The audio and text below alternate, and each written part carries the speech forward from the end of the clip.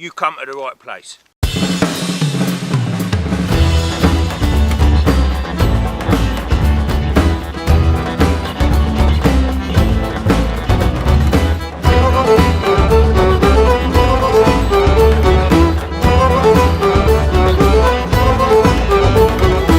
Now hops are a really interesting perennial climbing plant.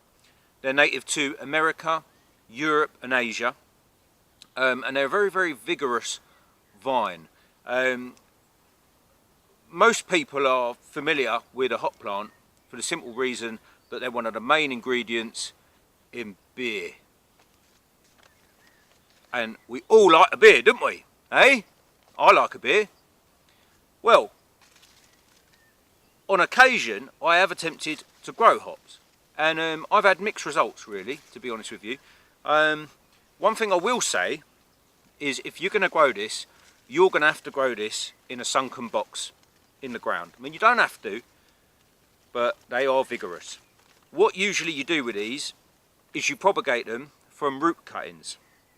Now these root cuttings over the first year will just sort of establish, and what will happen is you'll end up with a really robust, they call it a crown, and this can spread, and it's actually quite difficult to remove once it gets going. So if you are going to do this, you might want to get some 6x2 timber, create a box and plant it inside that. Now what I did to try and mitigate this situation was I had a go at growing this up wires into a walnut tree, because I thought walnuts do have a bit of a chemical influence on the ground and can prevent things from growing. So I thought maybe it won't get so vigorous if I planted it within the sort of root zone of the walnut. It's not growing too badly, but to be perfectly honest with you, I'd rather a vigorous one. In terms of sustainable food production, you can eat the leaves. They're a bit tough at this time of year, but you can stew them down.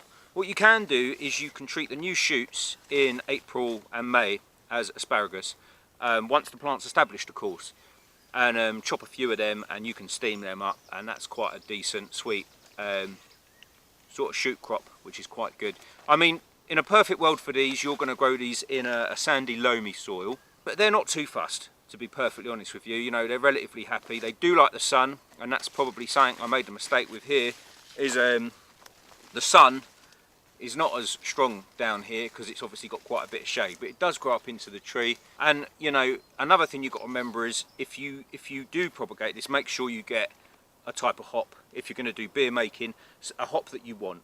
Do your research and get the right one. If you're going from seed, you can run into difficulties, because if you end up with male plants and female plants, the cones are going to end up seedy, and the cones aren't going to be any good for beer making. Now, you don't have to just make beer, you know.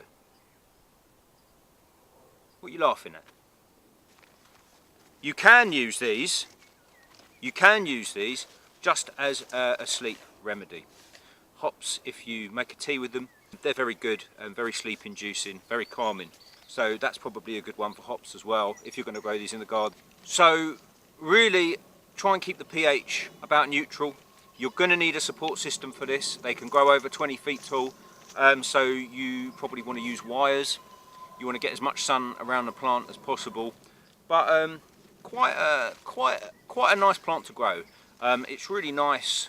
I remember being in Poland about 10 years ago, and on the allotments there was a lot of the old boys that were just growing their own beer, and it was amazing. I actually spent quite a bit of time in Poland when I was younger, and I remember just how quickly these vines would go from nothing to growing over large areas.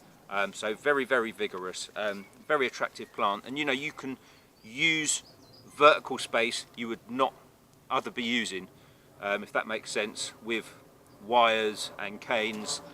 You can use it for seasonal screening, for seasonal shade. So yeah, quite an attractive plant.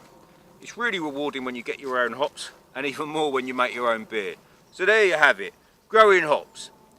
Give it a go.